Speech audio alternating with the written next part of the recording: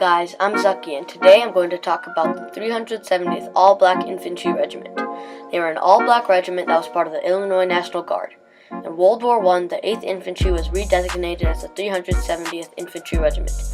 They served with distinction with the French 34th, 36th, and 59th Infantry Divisions, earning streamers for the battles of Lorraine and Was-Aisne. They were the only unit entirely commanded by black officers. The Fighting 8th gained special recognition as the regiment that finally drove the German forces from the Ise-Marne region of France prior to the armistice in 1918. Under the leadership of Brigadier General Richard L. Jones, the 370th Infantry Regiment was awarded 71 War Crosses with special citations for valor and merit, and 21 Distinguished Service Crosses. General Jones was awarded the French Croix de Guerre for valor in battle. So why have you never heard of them? The simple answer? The color of their skin. To say that they were discriminated against is an understatement. Picture this. You're a black man living in the early 1900s. Segregation is at an all-time high. So high, in fact, that you have to have your own regiment and you can't even fight alongside your fellow Americans.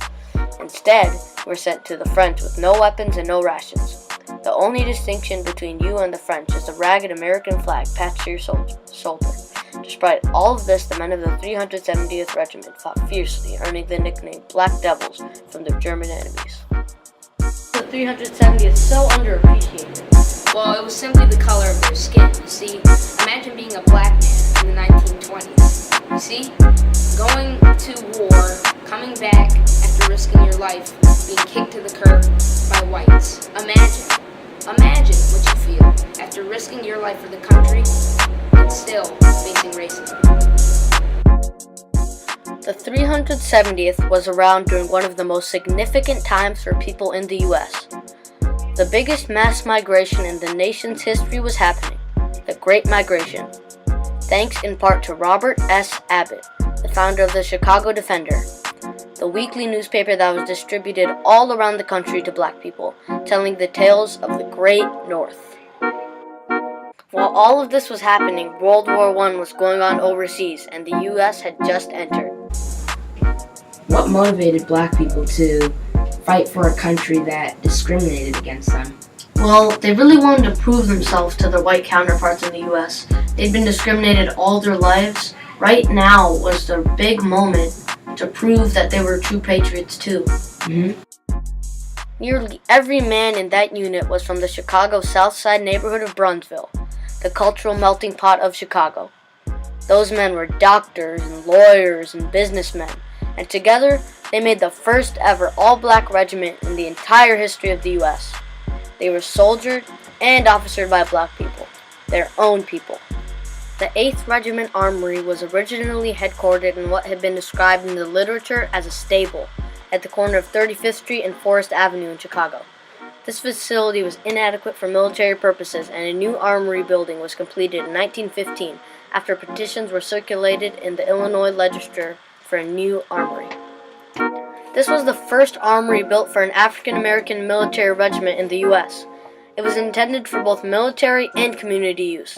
It became the site of numerous neighborhood meetings and social functions within the black metropolis Bronzeville district in the Douglas community area of Chicago. A notable event at the armory included a speech and rally in 1919 by Marcus Garvey, founder of the United Negro Improvement Association. The avenue where the armory presides was named in honor of Lieutenant George R. Giles, the regiment's highest-ranking officer to be killed in the line of duty.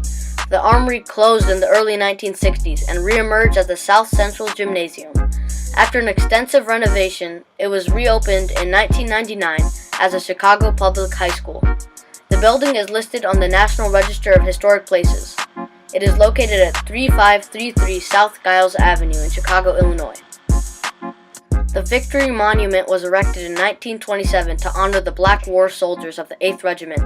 The design of the monument was developed by French-born sculptor Leonard Crunet, a former pupil of noted Chicago sculptor Lorado Taft. The sculpture has 3 panels. One panel depicts a black soldier, another a black woman, and the last panel depicts the patriotic figure of Columbia, holding a tablet where the locations of the regiment's major battles are recorded. Thanks for watching my documentary. This documentary was made possible by Malik Productions in association with Heart Productions.